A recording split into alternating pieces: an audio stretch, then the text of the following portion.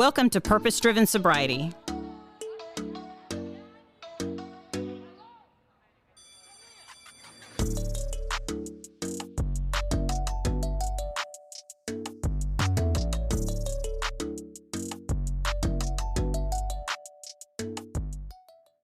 Thank you for joining Purpose-Driven Sobriety. My name is Christine, and I'm an alcoholic. I want to thank today's sponsor, Notch Wilson, who is a friend of mine in recovery and is a huge supporter of us in recovery. So, Notch, thank you so much for supporting this episode.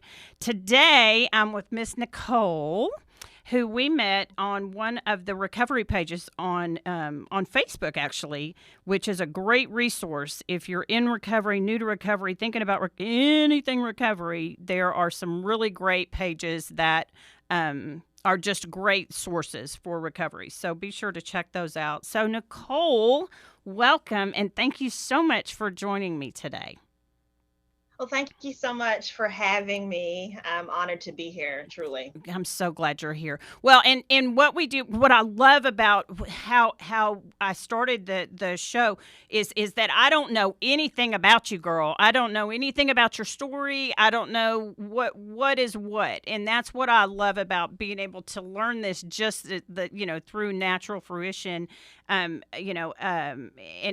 through our conversation, the same way the audience will. So what we do is we just share our experience, strength, and hope, so that the person who is still suffering, can grasp onto that hope and get the help they need. So, without further ado, Miss Nicole, tell me about all the things. All right, absolutely. Again, my name's Nicole. I am definitely an alcoholic. Hey, Nicole. I am originally from Alabama, and but I was raised in, for the most part, in Maryland and Baltimore. I was raised in an average household, a very religious household. However, I grew up Seventh-day Adventist, very strict, no alcohol. I went to Adventist school all my life. My parents the same, their parents before them. So, generations of Adventists. And so, therefore, I was in a very large Seventh-day Adventist bubble, if you will, growing up. My father succumbed to this disease in 2005. He did not raise me. My parents were divorced when I was pretty young. And he was out of the picture, even before they divorced. Right. And I hated my father for a really, really long time. And eventually, everything I hated about him, I would become. I, again, matriculated through Adventist school all my life, graduated high school. I am gay. It took me almost 40 years to be able to say that out loud. I never told anyone. I dated boys quite successfully in high school and as an adult. I did some college, and then I decided I wanted to get a big girl job. And there was an airline that was hiring, and so I applied and I got the job as a flight attendant. And I had to fly down for training for 6.5 weeks. And that is where I had my very first sip of alcohol. Oh, wow. Now, let me ask you, Nicole, do you have siblings? I have one sister, a baby sister. Okay. Yeah, we are 3 and she years was apart. raised with you? She was raised with me, Gotcha. yes. Gotcha. Okay. And she's a normal drinker. That's weird. That's just weird. That is. It is. I find it quite bizarre to just have one glass of anything and put it down. Right? Who does that? But she barely drinks. But Gotcha. anyway, Gotcha. yeah, we were raised together, and we're pretty close today. Awesome. That wasn't always the case. Awesome. So I'm in training, and my classmates, we had the night off, so they wanted to get some drink, and I said okay. So I didn't know what I was doing, so I got Corona. Oh, Remember, dear boy, you didn't just take baby steps. You jumped off head first. Oh my goodness. First sport, it seemed like I'm in Texas at this point, and just seemed like the thing to do. Oh dear. We had Mexican food, and with Mexican food goes Corona for me at that time. So, I drank 3 bottles, And it should have been a clue then how my drinking career would go. My classmates took the remainder of the six pack away from me. Because remember, I hadn't had any alcohol before in my life. So what So was that three first Coronas. drink? So take me back to that moment. What was that? Not obviously maybe the fourth or fifth sip. What was that? What was that like? How old were you? I wasn't even legal to drink yet. I was 20 years Oh old. snap. I Okay. was 20 years old. I loved it. It was tasty. I liked the taste of alcohol Mhm. from the very first sip. I liked the way it made me feel. I'm an extrovert naturally, but this just, expounded upon that. And, Mhm. all my any inhibitions that I did have were gone. And, I was the life of the party in my own head before I took a drink. And Right. after I took a drink, oh, forget about it. I was just, Miss Popularity, funny Sure. Nicole, crazy Nicole in a good way. And, it was wonderful. And I could not figure out why in the world anyone would tell me not to drink this stuff. Like, Mm. that's crazy. And I said, you don't have to abuse it. I can drink and have fun. That was my thought process. So did you know? And I Did did. you know at that point Dad was an alcoholic? Did you? Oh, absolutely. Oh, okay. Absolutely. I Okay. knew alcohol was never in my home, but I knew that Daddy went away for a little while. I remember distinctly going to visit him. I didn't know where that was at the time, Mm. but now I know that was a rehab. Oh dear. and Okay. Okay. but I was very, very young. I'm talking, my parents were divorced when I was 8. He was probably out of the picture between ages 5 and 6. Oh, okay. So Gotcha. I was really young when that happened. Mhm. But again, I never saw him drunk or high. It was not. I didn't know. I Mhm. didn't know what being an addict or an alcoholic was. Gotcha. So yeah, in hindsight, Oh, well, sure. I Yeah. understand that I that's what get was it. going on. Mhm. So my mom tried, but Got to figure it out he wasn't ourselves. ready. That's right. Yep. So And we were introduced to Mr. Corona, and he made you yeah, happy. he did. He made me extremely happy. So I thought, where can I go from here? It was a progression for sure. And in the in-flight industry, it is very much a part of the culture to drink. I mean, there were parties every Friday, Mm. with alcohol flowing, free alcohol flowing. Mhm. It was almost as if you didn't drink, what is wrong with you? Right. You know? And so when I got out online flying, I graduated from in-flight school. I started flying, and we flew. That was the in between the flying on the airplane. Mhm. The real job was when we get to the hotel, we're synchronizing watches. How fast can we change and get down to the bar? Wow. And that was my life for a long time. And I met a guy at work, and we got together.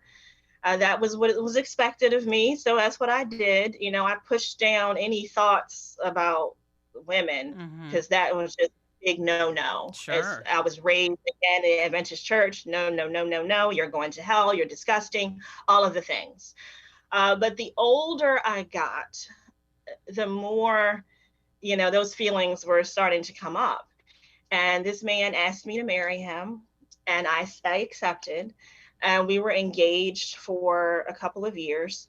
And finally, I realized I can't marry this man. I will end up breaking his heart. Mhm. And while I did break his heart when I broke off our engagement, that was to me better then than if I had married him and we Right. ended up in divorce and had 2.5 children and all the Sure. things that would have been a mess. Right. And it broke my heart, but that's what I had to do. I did not tell him the reasons why I was breaking up with him.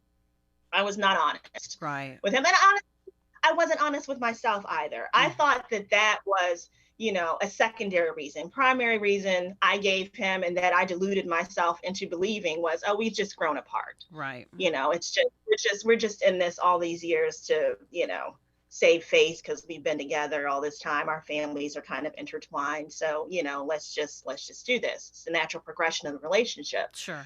So yeah, we broke up. And I was still drinking, but I was having fun. I mean, it was great. On my overnights, I was drinking at home. I never got hungover. So I was good. We went on a family cruise, and my mother did not know I was drinking, that I had ever started drinking.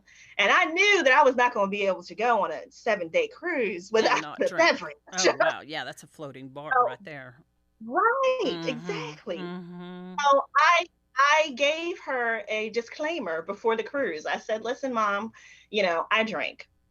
And she didn't say anything. And I said, I don't drink to oblivion, but I mean, if it's the special of the day, I might have one or two and I'll be good.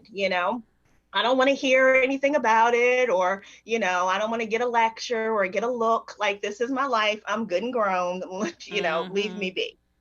And she did. She didn't say a word. Cruised. I never got drunk in front of my mom. And then we get back from the family cruise. I go back to work. I land on my first overnight, and I get a long text from my mother, the top of which says, "Your arms are too short to box with the devil." And I quote. Look I don't know if you can't see it. Look at all that hair standing up on my arm. Oh, girl. Ooh, she was hitting you below the belt. Oh, my It goodness. was. And I Wow. was so annoyed by that. Oh, I because was it was so truth. annoyed. Smacking you right in the face. It was I truth. Yeah, it was. Oh. It was, but I could not see it then, because up till then, as far as I was concerned, drinking had not caused me any problems. So what are you talking about? Like, you're Mm. being over dramatic, Mom, like you always are. And I just sent her a text back after a long, hard eye roll and said, I'm an adult. Mind your I've been business. drinking for a long time. Mm-hmm. Mind your business. Mm-mm. Respectfully. Mm. Respectfully, I did put that on it because I still have a healthy fear of mama. But Mm. I said, just leave me alone. And she That had warned to me be about my so conduct. hard on her to, now that I'm a mom of five, and I just can't, when that it's in the gene pool, and that there's a 50-50 chance, honey, that you're going down this path, and to watch that happen, especially if she wasn't an Al-Anon or anything like that. I mean, just to go, oh my gosh, that has to be just torture for a Yeah, parent.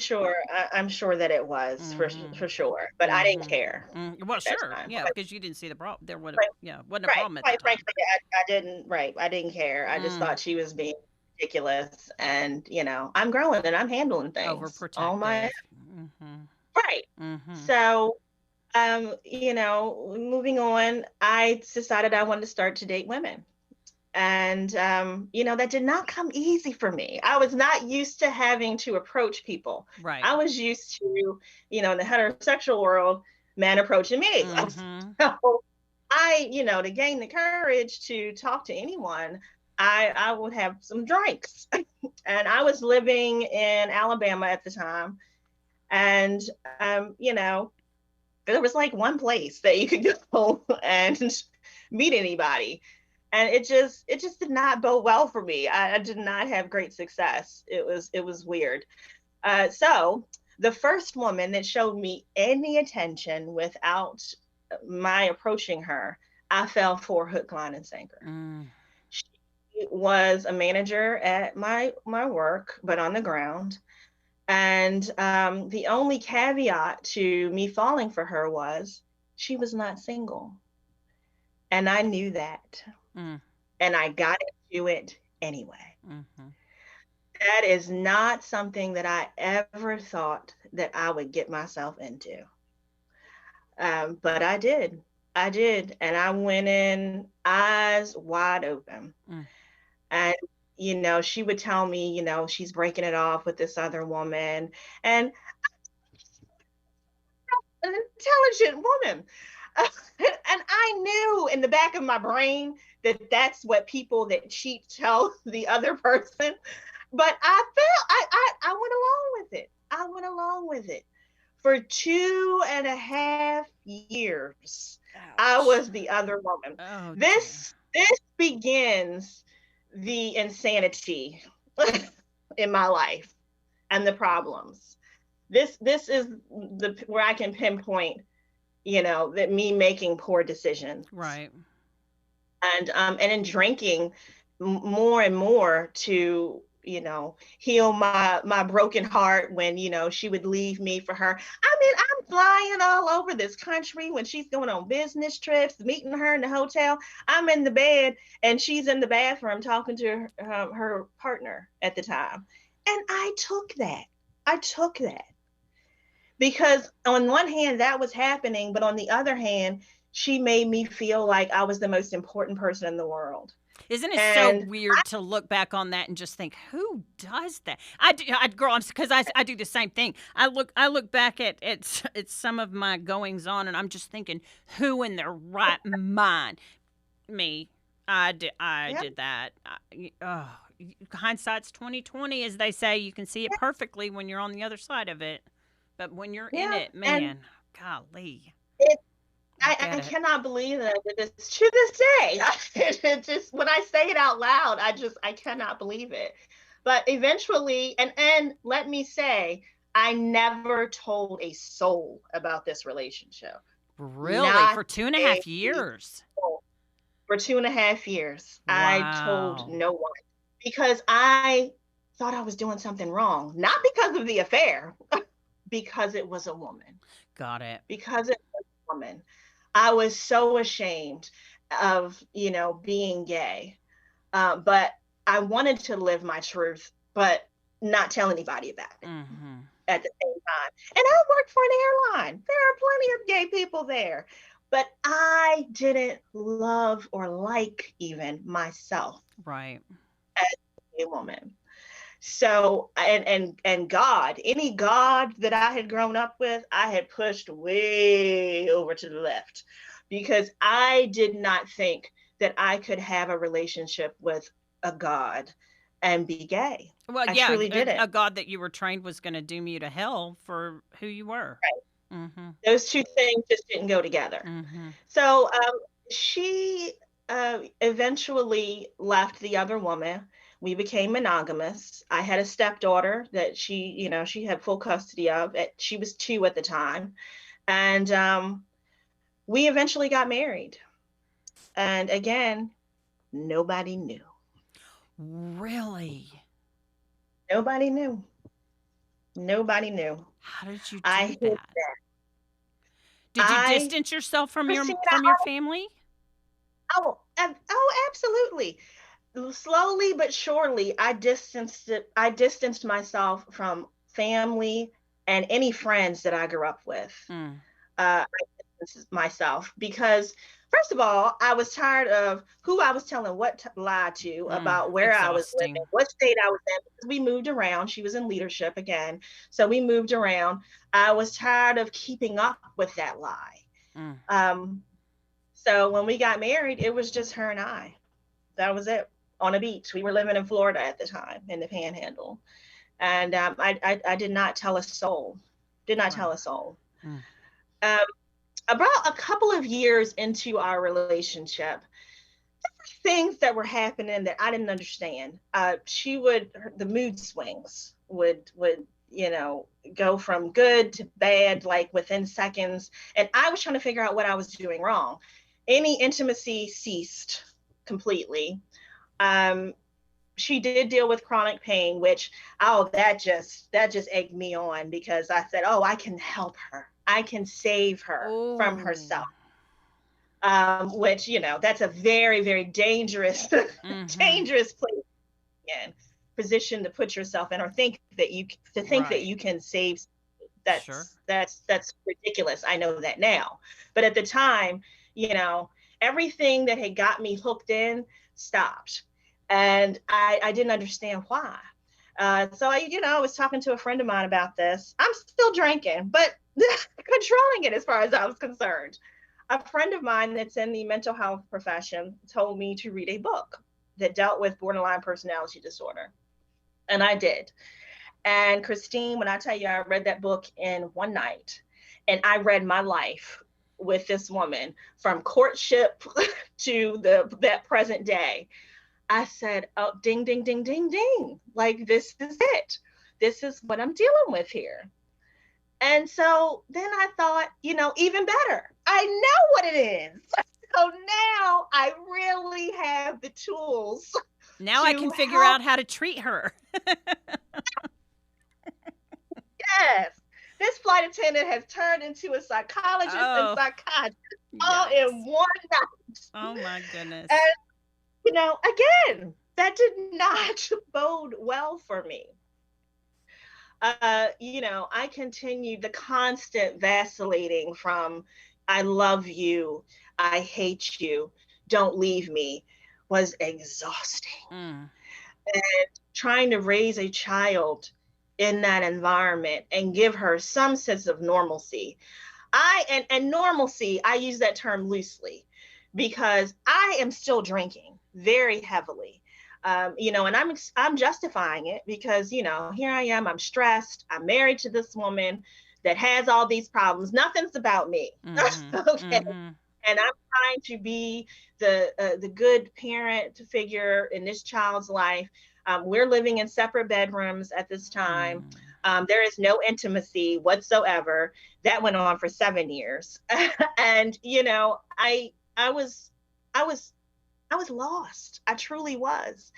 And at work, everybody drank like me as far as I was concerned. They didn't know how much I was pre gaming before I went down to the bar and how much I was post gaming when I Mm. came back, Mm-hmm. shut the bar down. And Mm-hmm. the minis on the airplane, oh, child, that was for me. That was for me and only me.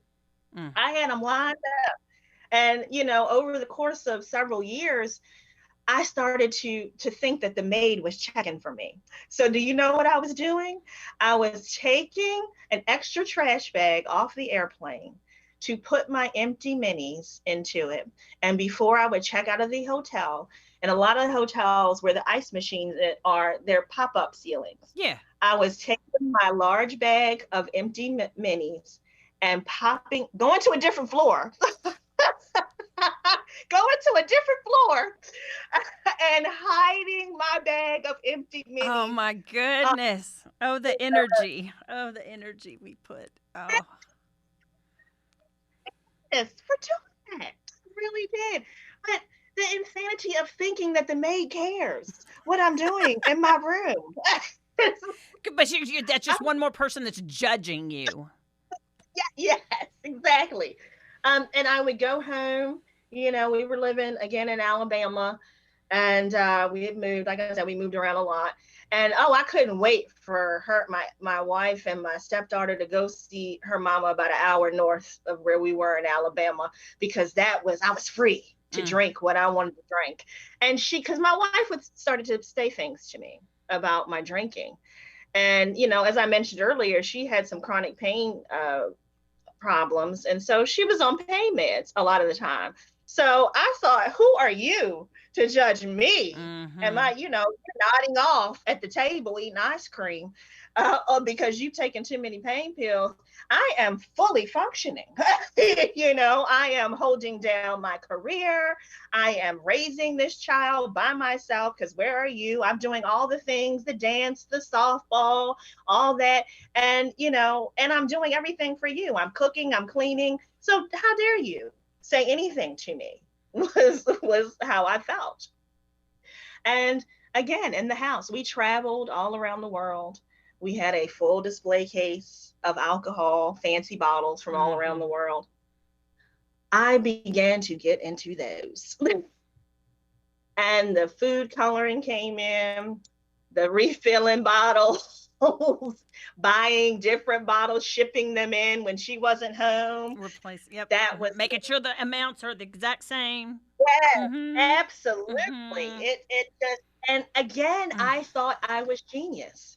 Well, also, what was going on, again, we're in a very toxic, dysfunctional relationship. I did not understand why she didn't love me the way that she used to. So I got it into my little brain that if I lavished her with all these trips around the world, first class trips, first class resorts and properties, that she would love me again, Mm. you know. Well, I couldn't afford that on my little flight attendant salary at the time.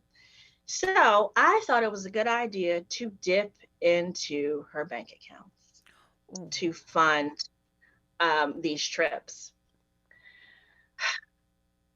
That is something that I am most ashamed about. I never thought I would get myself into something like that. And I thought with every little bit I took that I could put it back. I can put this back. I can put this back until the hole got deeper and deeper and deeper into an astronomical amount of money. And I knew as time was going on that she was going to figure it out. Mm-hmm. But see, at the time, because I had taken all these responsibilities of, okay, I'm going to pay all these bills. I'm going to do all this. Not that I was necessarily paying them by myself, but, I had control of all that. Right. What bill was due when it's coming out, yada, yada, yada. So she never looked at anything. She never looked at anything. So this went on for probably 5 years. Oh, wow. And at more and more it happened, So you were the spending more the money on trips and stuff. Did she didn't question? she didn't. She didn't. I She trusted me 150%, and Mm. I took full advantage of that. And I justified it. I honestly, in my brain at that time, thought, oh, on one hand, I'm spending it on us. Right. So it's okay. I'm spending it on our family to make our lives better. But she didn't know. And that is where the deception comes in, and Gotcha. the secrets and the lies come in, and the things I was doing to cover my tracks come in. Mm-hmm. It ate me alive until all I wanted to do was drink. I didn't care about working anymore.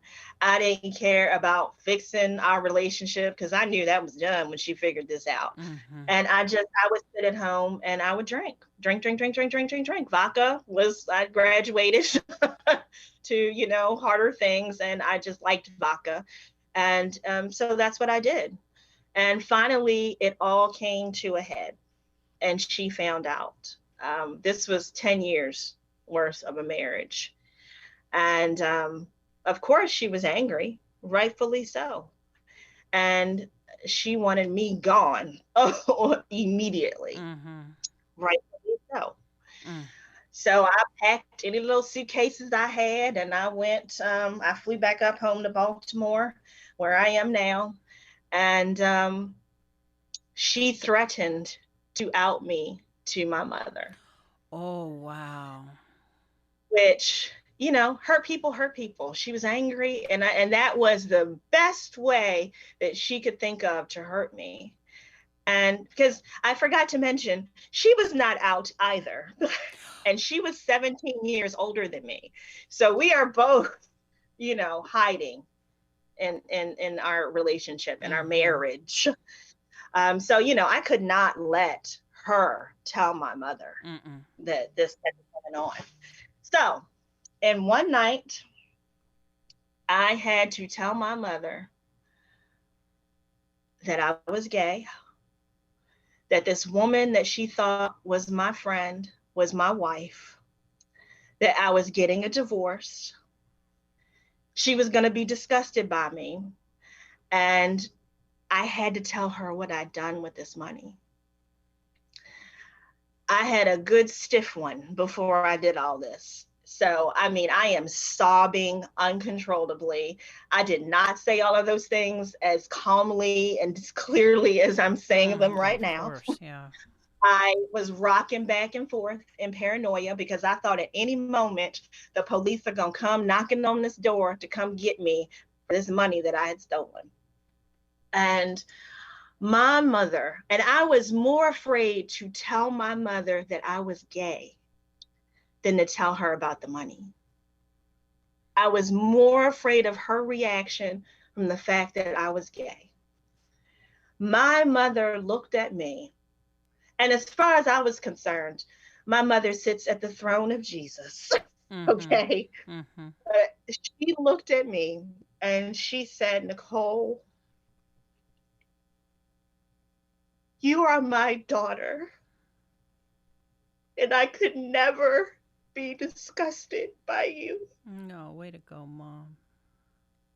And I thought, gosh, I could have saved myself a whole lot of pain and fear if I had known you were going to react like that. Right. Wow. And she gave me a hug, and she didn't judge me for any of it. None of it.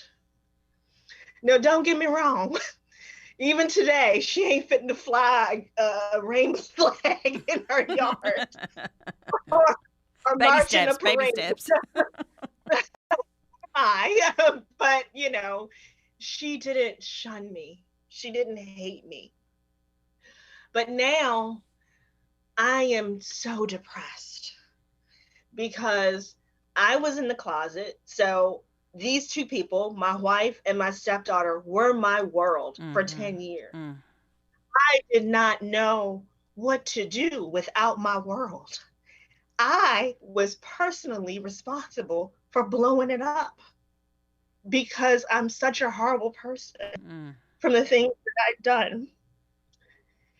And so all I knew to do was sit in my mother's basement and drink. I thought, I'm ashamed. I'm ashamed that I'm gay still, even though my mother reacted that way. I still was holding on to that shame. I was ashamed of being a thief. I was devastated that I had hurt my stepdaughter, whom I love so much, like my own, and my wife. I was just devastated. My wife and I got a divorce, and I didn't hire a lawyer. She did. And I just signed my little life away in our settlement agreement. And I agreed to pay her a ridiculous amount of money a month that I knew I couldn't afford. Mm-hmm. But I was running in fear too. I was running in fear because I thought if I don't sign this, this is never going to go away. Right. I gave her all of my 401k that I had to that time.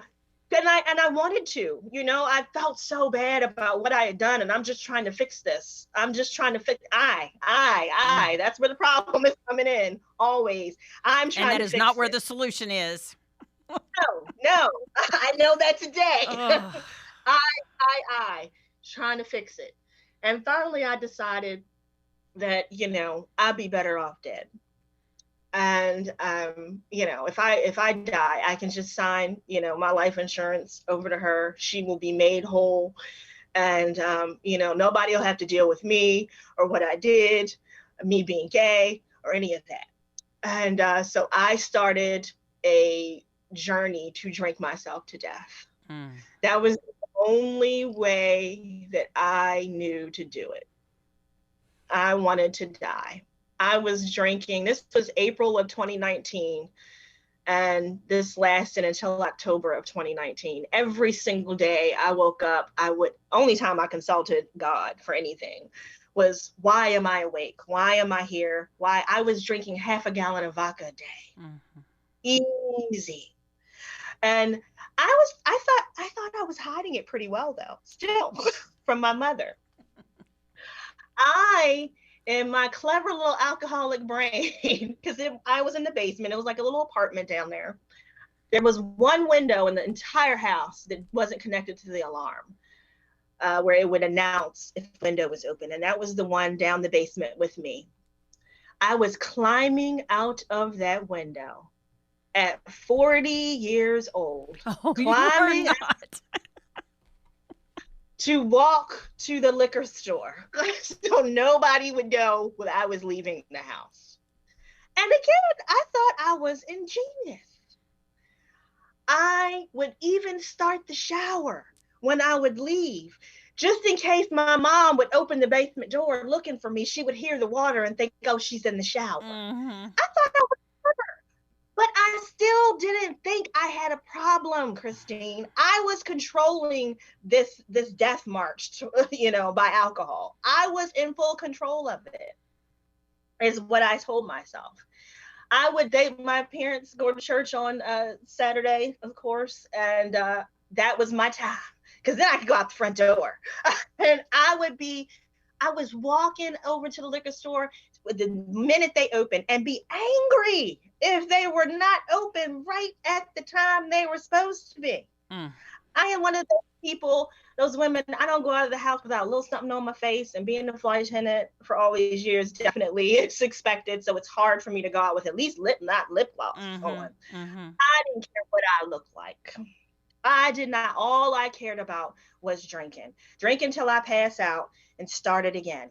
Drink until I pass out and start it again. And that was my life for those months. That was my life. I didn't go to work. I would call out all the time or give my stuff away. Give my stuff away, my trips away all the time. And finally, in October, I became violently ill. Couldn't keep anything down, not even water.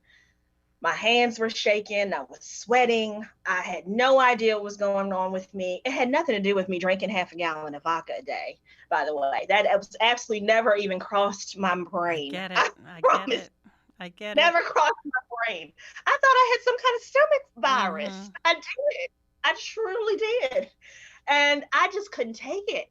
I'm finally, after 2 days of that, I called my mom up from upstairs. I called her down and I said, "You're going to take me to the hospital. I don't know what is wrong with me, but I mean, I can't live like this." But mind you, I want to die, right? but I'm telling get me to the hospital. Right. So I don't have to suffer. Right. So she, unbeknownst to me until that night, knew that I was drinking. She dropped me off at the emergency room and looked at me and said, "You better tell them what's wrong with you." And I looked at her just as straight as I'm looking at you right now and said, "I don't know what you're talking about." And I went in, and of course, they took my blood and came back and said, "We are pretty sure you're withdrawing from alcohol." I had no idea that was even a thing. No clue. Never heard of it. Or I didn't know that was a thing at all. I guess I had run out, obviously, and I'd gotten so sick, didn't get a chance to take my trek over to the liquor store. And I was withdrawing.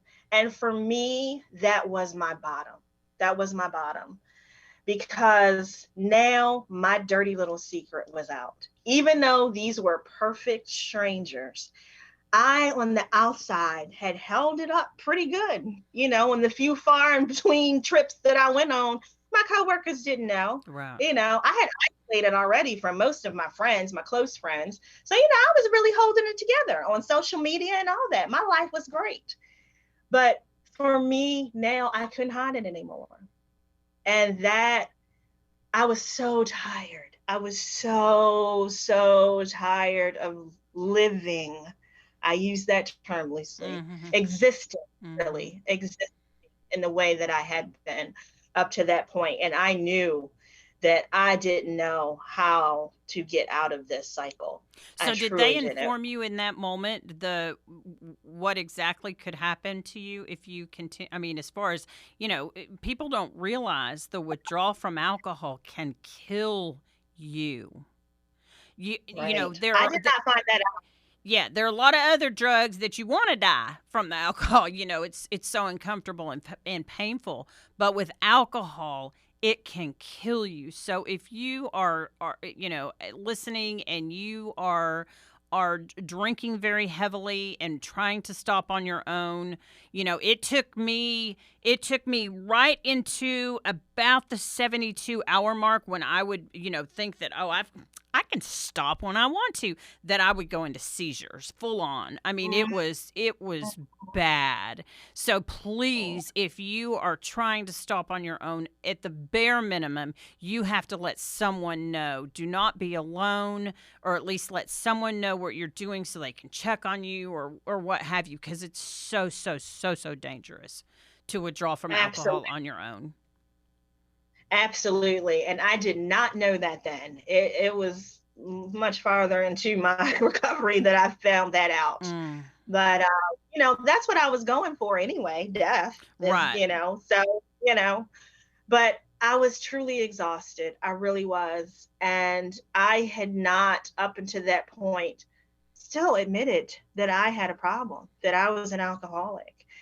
So, for the first time in probably 12, 15 years, in my hospital room, I got on my knees and I raised my hand and I said, I need help.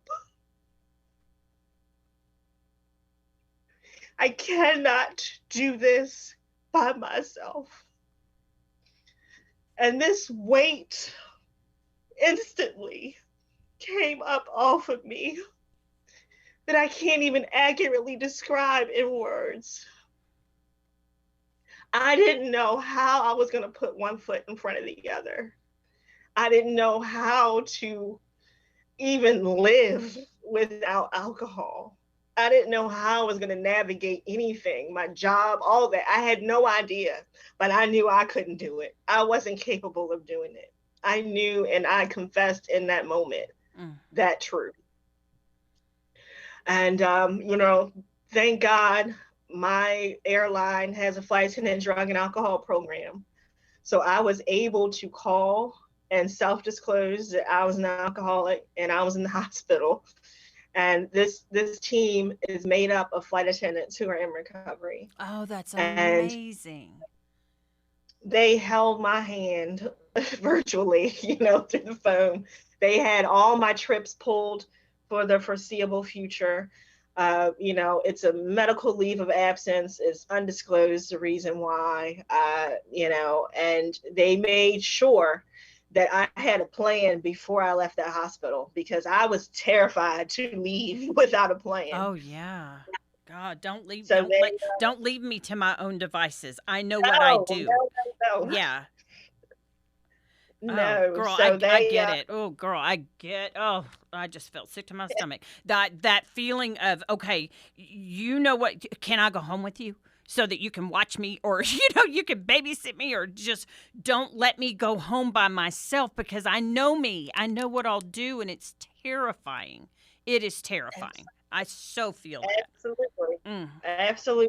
So they evaluated me and they asked me if I wanted inpatient or outpatient. I said, I do not care. You tell me. I am not qualified to make any decision right now. Mm. So they put me, the first program they found for me that had an opening was an intensive outpatient program.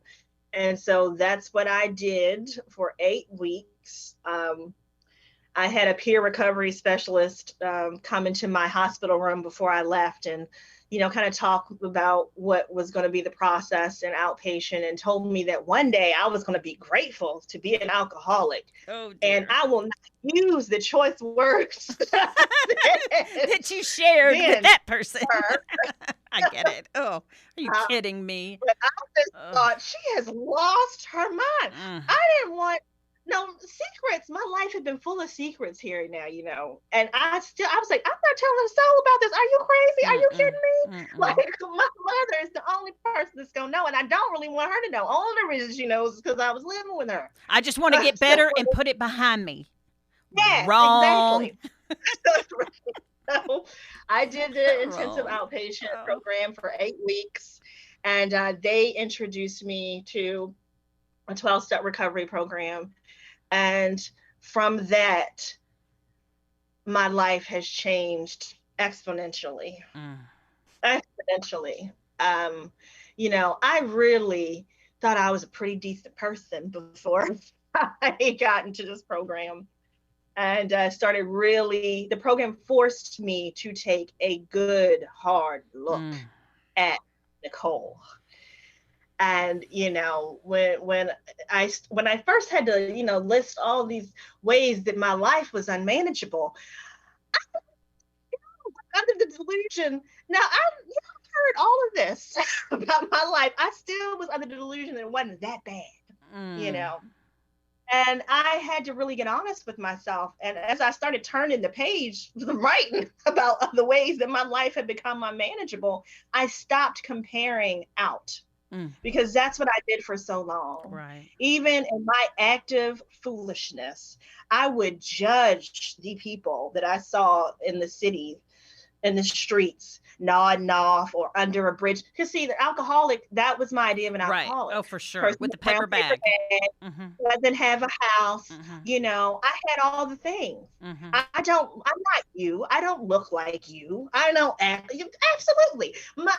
And a person that's very important in my life pointed out to me at the very beginning of my recovery that your outside, you kept up a little bit better, but your inside was exactly the same. Mm-hmm.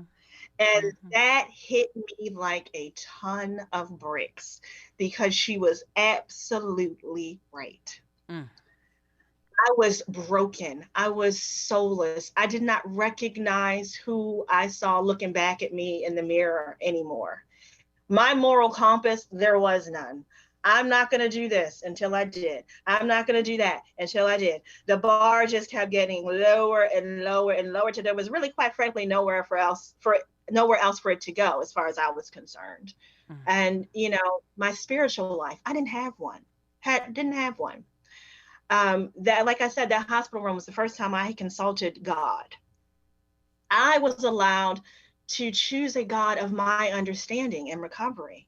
That was a phenomenon to me. I mean, I couldn't fathom that, but I did. It was weird, And wasn't it? When someone first suggested that, it's like, and I'll tell you, my sponsor used the and because I'm one of those. I think I'm kind of smart, but I needed stuff, girl. I needed stuff brought way dumbed down. No offense to myself, but I needed it dumbed down. And she said, consider it Build-A-Bear. Ever been to mhm, Build-A-Bear? You can just put it together as you wish. And I just thought, well, that's ridiculous. But I too was so far down on my knees that I would have girl, I would have done anything that someone else that was at least halfway sober asked me to do. I would have done anything. Anything. Anything. absolutely. Yeah. That's where I was. Mm. And today, my God is a loving God who accepts me and wants the best for me. And today, the difference in me is I want Him to guide me in my life. Every single day, I get down on my knees and I raise my hands just like I did in that hospital room because I never want to forget Mm-mm. that night, that hospital room. And Mm-mm. I ask for my God to guide my tongue and guide my walk and help me to be of service to Him and to others. I never thought I would pray a prayer like that. I didn't care about anybody else. I thought I did, but I didn't really care about anybody else but Nicole. That is the honest, hard truth. In recovery with my ex-wife, I was still trying to control the situation for years. So, it was like every time she'd ask me for something on top of what was already happening, I jump. You jump. She says jump. I say how high. Mm-hmm. Which Mm-hmm. way to turn. I was still living in the fear of what was going to happen if I let go. It's been 4 years. We go to court next week again because this time in January of this year, it's just taken me that long to stop trying to control the situation. And that's exactly why I'm still going to court 4 years later because I didn't hand it over. I did not hand this one thing, this what has been a gray cloud hanging over me and my Right. recovery. Right. I didn't hand it over. And I decided in January that I was done living like this and in constant fear and, you know, wondering, if I don't do this, what's going to happen? If I don't do that, what's going to happen? What is going to happen? Mm-hmm. I don't know. And Mm-hmm. I can't control it. But today I have a lawyer and, I'll let them figure that out. Right. And I pray, and because as it gets closer, of course, my anxiety is through the roof. But I handed that over too. I prayed for peace over the matter because what is going to happen is going to happen. I can't control it. Well, And and it's to so I totally get what you're saying too, because it's one of those things where it's like I'm 11 years into this gig, 11 and almost 11 and a half years into this gig. So you would think I would have graduated, right? That I have the diploma, and I have all the things recovery, and I know it all. But sure as shit, I'll be spinning, and you know exactly what I'm talking about when I say spinning. I'm spinning, and my husband will go, "Did you give that to God?" And I'm like, right. "Oh, wait a minute. That too? You mean I got to give over that too?" And it's like, and he, of course, I love him to death, and he can reprogram me in a minute, meaning throw my program back at me. And he's like, "Well, you're welcome to continue with how you feel now if you want to, or maybe you might consider giving that to God too." And I'm just thinking, shit, do I get to keep anything? And it's like, sure, you can keep all you want to carry, all you're capable of carrying. You go ahead, and when you drop, make sure you pick it back up properly, and you can add. And it's like, if you want to do that to yourself, you're free to. But if I were you, I would consider just giving that to God, because you do not have power over it anyway. Absolutely. It And just. I just been in such a rush to fix it. It didn't happen overnight. Mm-hmm. So of course I'm not going to be able to fix it overnight. No matter, I can't will it to Mm-mm. be solved overnight. So I had to let that go. And that's how I live. I strive to live my life today. And even though I was not asking for his grace through all my alcoholism and all the things that I've done in my life, and my path of destruction, if you will, I Mm-hmm. can look back today because I have a relationship with my God today. I can look back and see God's grace and mercy. I could have lost my life. Mm-hmm. I could have lost my career. I could have killed someone else. There's no, I never had a DUI, but that's not because I never got behind the wheel. Mm-hmm. It's because I Right. didn't. Sure. No, I didn't lose my job. That's not because I never crossed the threshold of that airplane under the influence. That's my honest truth today. Mm. And am I proud of that? Absolutely not. But I have to get honest. I had to get honest with Right. myself. Uh, you know, once I got the relationship with a God of my understanding, I and the willingness to give my life over to my God. I cannot tell you how many moments over the course of these last few years that I've seen his presence in my life. My first trip back to work, I didn't know how I was going to handle serving alcohol, had no clue. The first trip, the first flight, there is a man in the front row reading a book called Grace and Addiction. Stop. And I thought, God nod. huh, God nod. see you. I Yeah. see you. All right. Mm-hmm. And we Mm-hmm. ended up talking, and he was just a few months sober, like I was, and we still keep in contact to Oh, this that's day. amazing. See, gosh. Oh, Uh, I love you it. know, and probably about a year into this thing, I'm still grappling with my sexuality and God. Still. So hang on. Um, Take me back to that airplane. So how was it when you got off work and headed for the hotel? you know, I Did you have a prayed. And while plan? I knew I could call, some people in my recovery circle, Mm-hmm. but Mm-hmm. but did I say, oh, I'm going to call them? Absolutely no.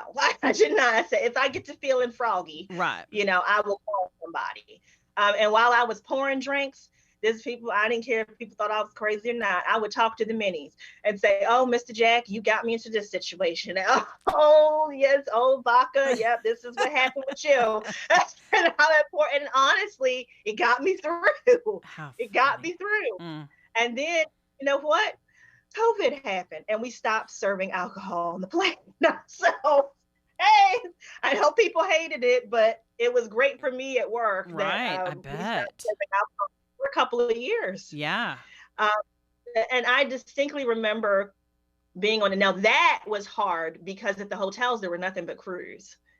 And so, of course, that's all they want to do is drink and party. And I Mm-hmm. remember distinctly being in Fort Lauderdale. I was probably 6 months sober, and 6 or 7 months sober. And I mean, the beach was shut down. And of course, all the flight attendants and pilots want to drink. And I was pissed. Mm. I was pissed that I couldn't drink. I was pissed that I was pissed because then I felt weak. And, thank God for Zoom. I went on a long walk and I hit a Zoom meeting. And, a friend of mine was on it. And after the meeting, she called me and she said, "What's wrong with you?" And I was like, "What are you talking about?" She said, "Something is off with you." And I told her. And she started laughing. And I didn't think anything was funny at the time. I said, "Why are you laughing?" And she said, "Nicole, you've been sober for like 2 seconds." She said, "You're an alcoholic. Like, of course you want to drink. Mm-hmm. Of course you're jealous that other people can drink and you can't. But did you drink? Did you do what you're supposed to do in your program of recovery? Okay, then. It's a Let's successful put day. down the bat. Mm-hmm. Let's put down the bat, pick up the feather." Mm. So then I could laugh about it myself. Right. But back to that airplane where this guy comes up to me, because I'm grappling again with my sexuality and my spirituality. And this man comes up to me in the galley and he goes, "Hi." And I'm thinking, why are you up here? Because COVID is real and your germs go away. And he was like, "Have you heard this song?" And he holds up his phone and it was called "The Blessing." And I said, "No." I said, he pulls out his earbud. He said, "Here, take a listen." And I said, "No, sir, I don't share earbuds." I said, "But I'll listen to it, from your phone when I'm finished doing what I'm doing." Fine. I listen to the song. I start bawling, crying. Oh, It's a wow. beautiful song for anybody that's listening. The Blessing. I can't tell you who sings it right off the Mm-hmm. bat, but it's a beautiful song. I go back to him. I say, "COVID be damned. Give me a hug." And he looks at me, and I have never seen this man before in my life. He looks at me. He says, "You've had a rough few years, haven't you?" And I said, "Well, yes, sir, I have. But I'm on the mend now, day by day." And he's looked at me. He said, "God wanted me to tell you that He loves you. He's crazy about you, just the way you are."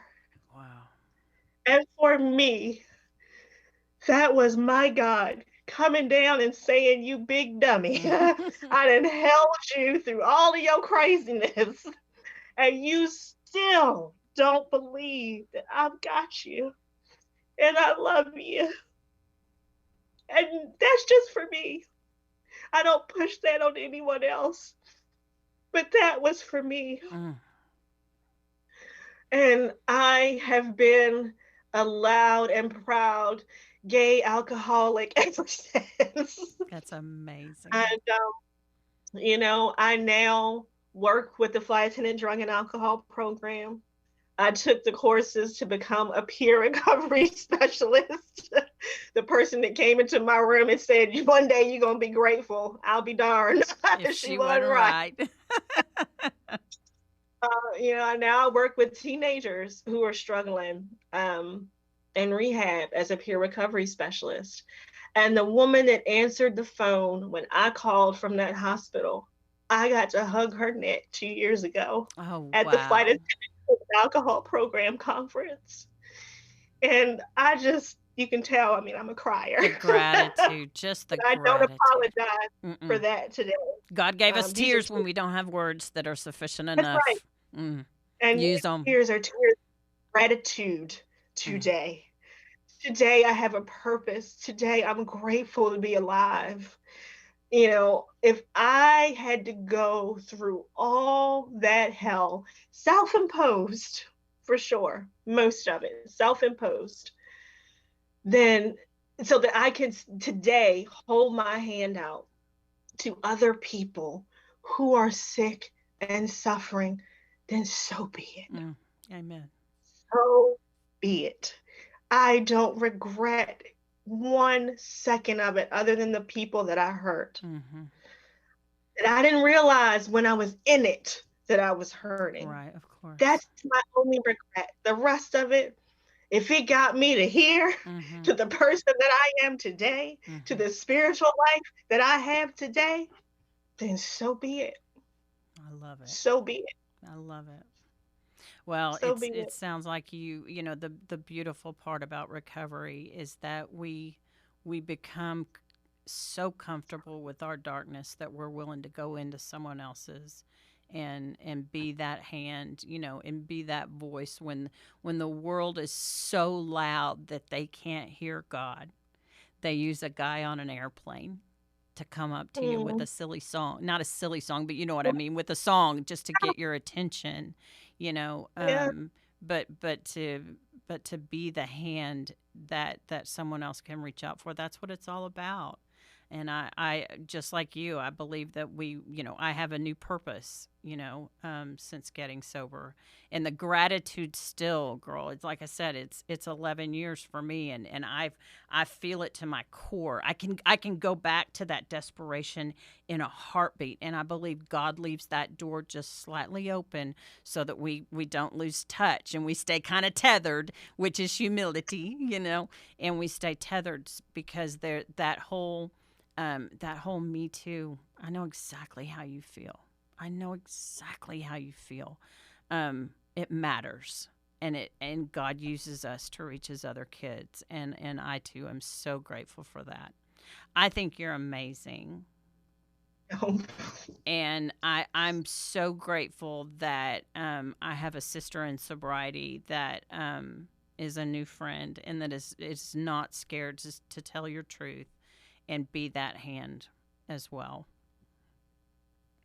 Well, thank you. I am so grateful for you. I've been following you since the beginning, a little bit of Facebook stalking, because I love this podcast and I love what Thank you're you. doing, and I love that you recover out loud. Girl, we have I to. Yeah, I We agree have with to. you 100%. I agree with you 100%. And I never thought I would be that person Right. ever. Well, it's one of those that I'm a heterosexual white woman, and I'll tell you what, I know exactly how you feel. I know exactly how you feel because carrying around all those masks and costumes of where am I going to be? Who do I have to be here? Oh, wait, no, I got to be this person. I got to be it it almost killed me too. The exact same way it almost killed you, right?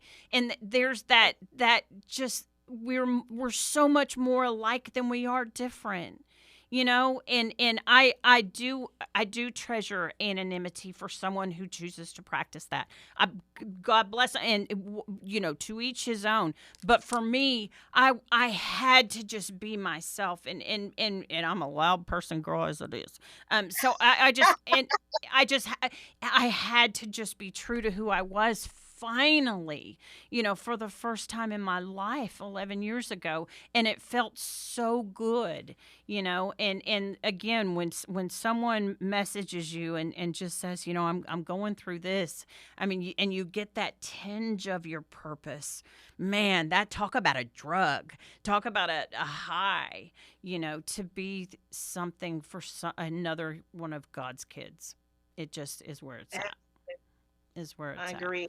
Well, keep Wholeheartedly. recovering out loud. I think you're amazing, and I'm so grateful that you were on the show. Well, thank you so much again for having me. Thank you for having this platform Of to course, reach my pleasure. so many still suffering. So many. It's a beautiful thing. It is a beautiful thing. God bless you, sister. I appreciate you. Thank you, Notch Wilson, for again for sponsoring this episode, and thank you for listening to Purpose Driven Sobriety. Keep coming back. Thanks for listening to Purpose Driven Sobriety. Keep coming back.